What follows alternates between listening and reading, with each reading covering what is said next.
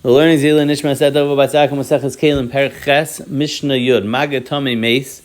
Tame Meis is a Ava Tuma. A Maga Tame Meis is a Rishon L'Tuma. Shey Oichen Mashkin L'Seich Piv. He had both Oichen and Mashkin L'Seich Piv, and the Rash speaks out that Oichen is Lav Dafka because these Oichen will not become Tame even with their Rabbanan, but the Mashkin will become a Rishon L'Tuma and could be Metame Kelim.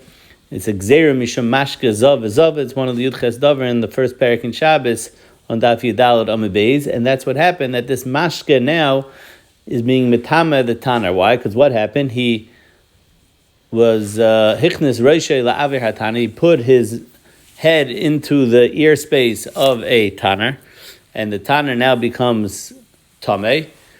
Tamu, even though the Oichen HaMashkin are in his mouth, the Chiddush of the Mishnah is that we don't say that it's a Tuma Blua.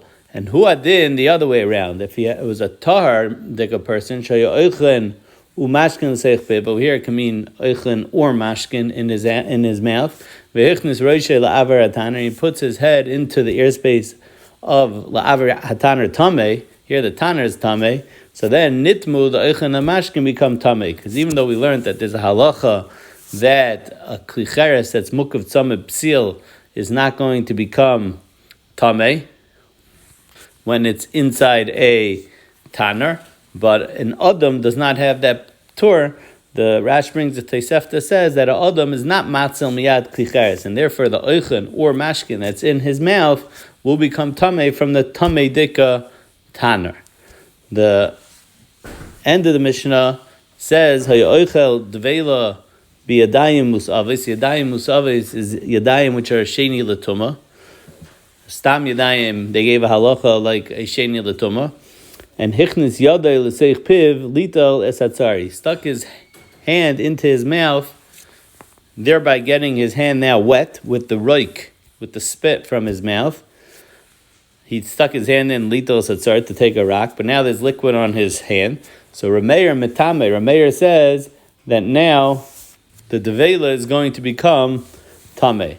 So Rashi in Erevin, this Gemara is brought in Erevin, the Gabi the halacha of roik, and carrying roik on Shabbos.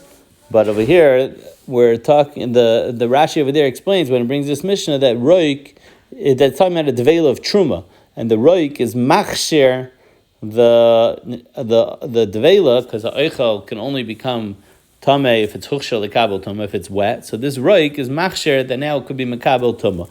But the dveila is a truma, because otherwise a sheni can't make a shlishi. So it must be the yadayim musavitz, which the sheni l'tumah is making the dveila into a shlishi, is talking about that the dveila is truma. However, Taisus asks that the mashkin has a din of a rishon, like we just learned in the beginning of this Mishnah, and therefore, even if it's a dveila of chulin, it will become a sheni l'tuma and it's tameh.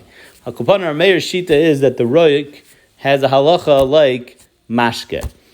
Rabbi Yehuda mitar. Rabbi Yehuda holds that it's tar because Rabbi Yehuda holds that kol zman that the roik did not leave his mouth, it's not considered a mashke. And Rabbi Yosi Omer, he says it depends. Im hipech, if he turns over the dvela from one side to the other side, so then the roik moves, so then tameh, then it's going to be metame. V'im lo hifech, then it has halacha, doesn't have halacha like mashke, it's considered kigufay, and therefore it will not be metame, tar.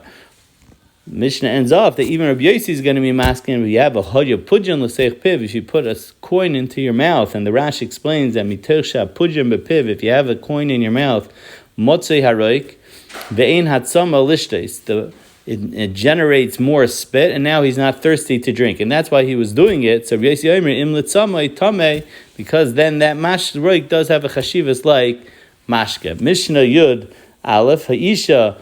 The Rash learns that we're talking about a isha who's tameh over here.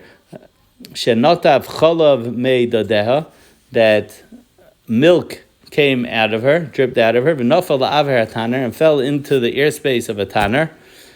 So it's metame the taner tameh shamashke metame shloi l'rotzein v'shloi l'rotzein. Even though mashke to be machsher something to be makabel tumah has to be davka l'rotzein, but to be metame even shloi l'rotzein it's going to be metame. And the Rash explains that this Cholav Isha has a halacha like as if you touch mashkin. Mashka hayotze mehen kemashka hanegea behem, and therefore will be a rishain l'tumah, and therefore it could be metame the tanner.